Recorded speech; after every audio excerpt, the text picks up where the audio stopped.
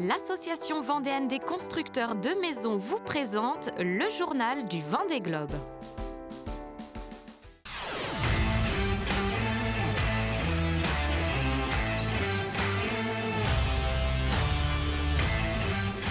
« 52e jour de course, le dernier de l'année 2024 pour les 35 skippers encore en course et le jeu du fauteuil de leader musical se poursuit à l'avant.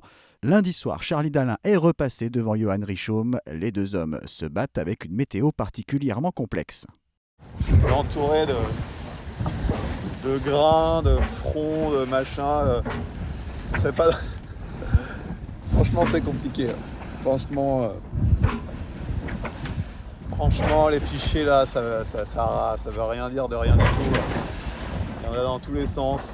Ce n'est pas plus simple pour Sébastien Simon en 3e position. Le Sablé a comblé une partie de son retard ces derniers jours, mais lutte lui aussi avec les éléments au large du Brésil. Il n'y a pas de vent, pas de vent, pas de vent. Voilà. Les voiles tiennent à peine en place. C'était prévisible.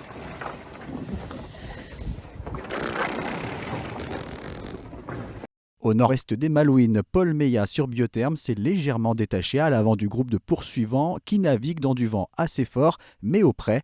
Au milieu du Pacifique et en approche du point Nemo, on navigue dans des conditions plutôt clémentes et groupées.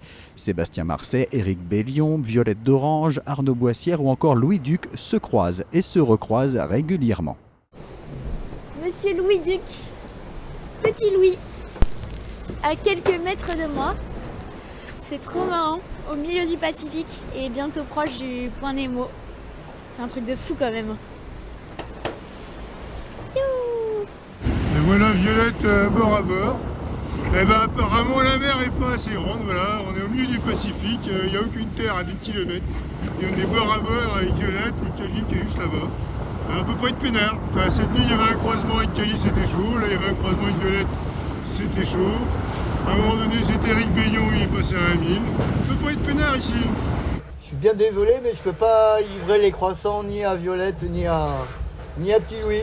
Parce que ça fait 3 fois je crois qu'on se croise là. On longe la barrière des glaces et il y a 5 empanages, on se revoit un peu. Après Noël, les skippers se préparent eux aussi à fêter le Nouvel An. Échanges avec les proches, repas un peu plus festifs et transmission de vœux sont de mise. Je vous souhaite à tous de très belles fêtes de fin d'année, un bon réveillon, plein de bonnes choses pour cette nouvelle année. J'espère que tout le monde a passé une belle année 2024 et que 2025 soit aussi belle. Et bonne année de l'Atlantique Sud, à très vite. Un passage à la nouvelle année que Yannick Bestaven va passer à Ushuaia, capitale de la Terre de Feu en Argentine. Il a posé pied à terre et va maintenant tenter de réparer son IMOCA afin de terminer son tour du monde hors course.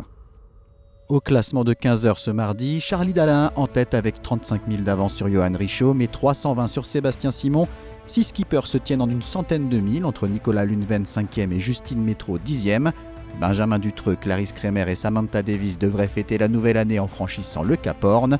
19e place pour Giancarlo Pedote, confronté à un problème de safran. Sébastien Marcet est 22e, Kojiro Shiraishi 27e. Le chinois Jin Kung Chu est 32e devant Manuel Cousin et Fabrice Amedeo. En dernière position, Denis Van Winberg entre dans le Pacifique en rendant hommage au bain des givrés des Sables d'Olonne. Allez, 1, 2, 3. Bonne année 2025.